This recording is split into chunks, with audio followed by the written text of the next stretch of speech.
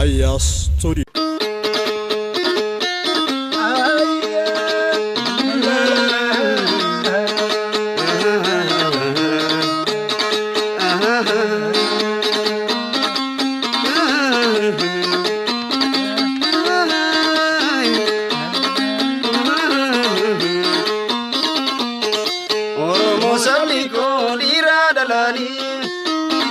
Harkafun shama wali galani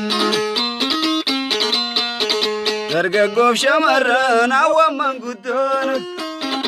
baganuuf jiraatan jiruunu waan guddoo baganuuf jiraatan jiruunu waan guddoo duula bobbaadhiina meeqarraa hafne galata waboo fi qeerroon as geenye Erbata rasasa warri ta'e darbe osoo jiraataniif garaan nu aare Erbata rasasa warri ta'e darbe osoo jiraataniif garaan nu aare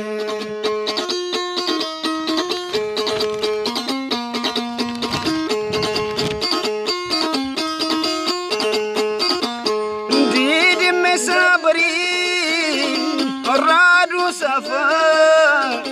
balakkeessa tokkoon walitti nu fide gooftaa waaqaaf lafa dhugaan lakkoo dalee cabee sirne moofaa yoo dagaa taate malee yoo gufuu taate malee eenyu bakka taphaa yoo dagaa taate malee yoo gufuu taate malee eenyu bakka taphaa duula bobbaadhiina meeqarraa hafne galata waboo fi qeerroon as geenye Erbata rasasa warri ta'e darbe osoo jiraataniif garaan nu aare inni kalee yaa'ee himimmaan keessanii Qeerroo lafeen jabde kichuutti muranii dhiiga boochisanii reeffa ilma ishii irra teessisanii dhiiga isaaniitu firaa of daraare ililchi yaarme hin boohini dhiiga isaaniitu firaa of daraare ililchi yaarme hin boohini Oromoo sabni koo dhiiraa dhalaanii Harkafun shama wali galani dargaggoof shamarran awwamman guddoon baganuu jiraatan jiruunu waan guddoo baganuu jiraatan jiruunu waan guddoo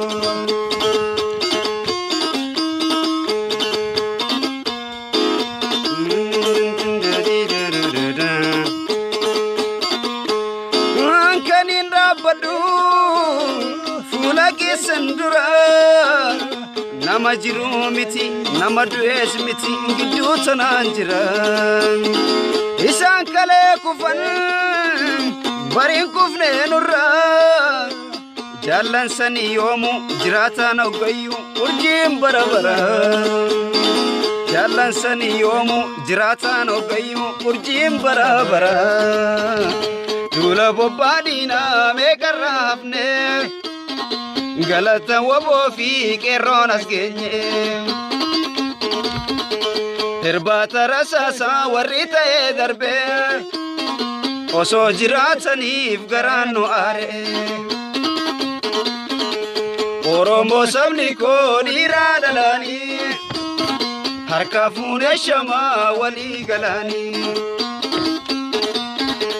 dargaggoo shamarran awwamman guddoon baganuu jiraatan jiruunu waan guddoo Oromoo sabni koo dhiiraa dhalaanii harkafun shama wali galanii dargaggoo shamarran awwamman guddoon baganuuf jiraatan jiruunu waan guddoo baganuu jiraatan jiruunu waan guddoo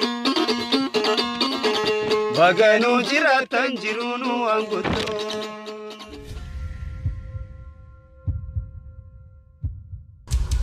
Aya Studio.